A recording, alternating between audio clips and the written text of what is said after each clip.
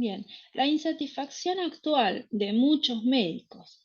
En la actualidad, muchos médicos ven frustradas sus expectativas y se encuentran insatisfechos de la forma en que ejercen su profesión. Se sienten abrumados por conflictos que no saben cómo resolver. Y es notable el número de profesionales médicos que se sienten desmotivados o quemados. Se trata de un fenómeno complejo que depende de múltiples factores, pero existen dos posibles fuentes de conflicto que tienen que ver con la imagen ideal del médico.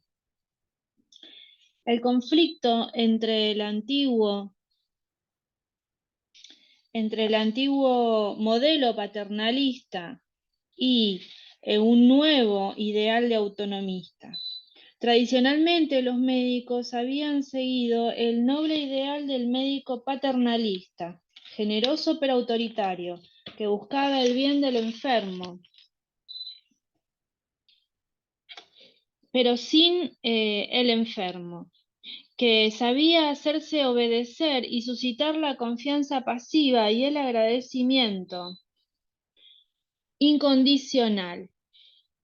Los médicos, en efecto, se consideraban en el deber de tomar decisiones por sus pacientes, siguiendo el propio criterio y sin necesidad de informar ni consultar con el enfermo.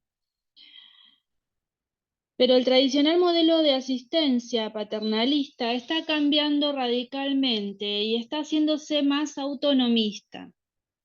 El reconocimiento de la autonomía de los pacientes obliga a establecer relaciones más igualitarias. Ahora el enfermo espera que se respeten sus derechos a la información y a la participación en la toma de decisiones. Las preferencias y los valores del enfermo tienen un peso cada vez más decisivo. Y esta transformación de la asistencia priva al médico de la autoridad y el protagonismo que antes tenía. Lo importante para entender los conflictos derivados del paternalismo y el autonomismo es saber que cada modelo genera experiencias y expectativas diferentes acerca de cómo tienen que ser las conductas del médico y del paciente. Así, un médico educado en el paternalismo contemplará con escándalo ciertos comportamientos que el modelo autonomista aconseja o permite, como por ejemplo la falta de reconocimiento a su autoridad, las preguntas incómodas o la negativa a someterse a ciertos tratamientos. A su vez, un paciente formado en autonomismo considerará que ciertas actitudes del médico son prepotentes y atentan contra los derechos. El hecho es que el ideal médico antiguo ya no puede encontrar eco en la sociedad actual. Los pacientes tienen otras expectativas. Los médicos ya no pueden representar el papel profesional que les había servido de modelo desde siempre, y tampoco encuentran ya entre sus pacientes el respeto paternalista, la docilidad y la gratitud que estaban acostumbrados a esperar. Para solucionar estos conflictos, el médico tiene que decidirse a adoptar el nuevo ideal de promover la autonomía de sus pacientes, suministrándoles información y haciéndoles participar en la toma de las decisiones. Hay un conflicto entre el ideal curativo tecnológico y un ideal sanador de atención y cuidados generales. Se había llegado a imponer en la medicina un ideal curativo tecnológico. Lo importante era dominar ciertas habilidades técnicas con el objetivo de eliminar las enfermedades, pero no se daba tanta importancia a la atención integral y al cuidado humano de los enfermos. La medicina tecnológica contemporánea tendía a reducir la función del médico al diagnóstico y la erradicación de enfermedades objetivamente definidas. El médico confiaba así únicamente en las exploraciones objetivas y en las pruebas de laboratorio para llegar a diagnosticar y tratar mecánicamente a sus enfermos.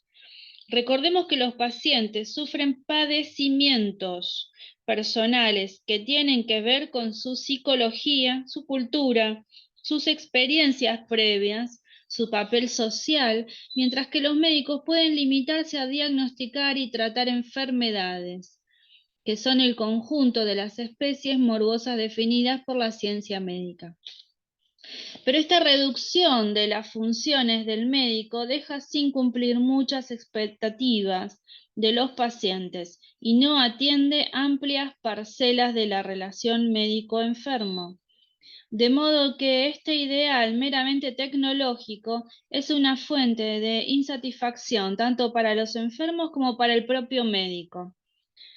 Los médicos técnicamente formados se encuentran con que los problemas personales que les presentan sus pacientes muy a menudo no coinciden con los problemas científicos que ellos desearían resolver. Y así, lo que es importante para los médicos no siempre coincide con lo que es importante para los enfermos. La medicina puramente técnica es bastante capaz de diagnosticar y tratar enfermedades objetivas, pero no permite comprender íntegramente los padecimientos de los enfermos. Por ello, la capacidad de curación tecnológica debe completarse con una capacidad de suministrar atención y cuidados humanos. Es sumamente importante restablecer el arte de sanar, que ha sido cometido fundamental de los médicos en todas las culturas. Sanar no consiste solo en indicar mecánicamente ciertos tratamientos curativos. El auténtico arte de sanar incluye la atención humana, la evaluación global de las situaciones y el consejo, la prudencia en la toma de decisiones y los cuidados integrales del paciente. A los médicos del futuro se les abre la posibilidad de ejercer una medicina más completa, eficaz, humana y satisfactoria. No obstante, para que esta posibilidad se realice, es necesario que cada profesional desarrolle en sí mismo las actitudes interiores y los valores humanos más adecuados. Es preciso, entre otras cosas, asumir un compromiso ético, tener un espíritu de servicio, albergar sentimientos de compasión hacia los enfermos, valorarlos como personas por encima de sus miserias, practicar la excelencia profesional y cultivar ciertos ideales personales. Si por el contrario se mantienen actitudes impropias o se conserva una mentalidad aferrada a los antiguos esquemas paternalistas y tecnocráticos, predominarán la insatisfacción y el enfrentamiento con los pacientes.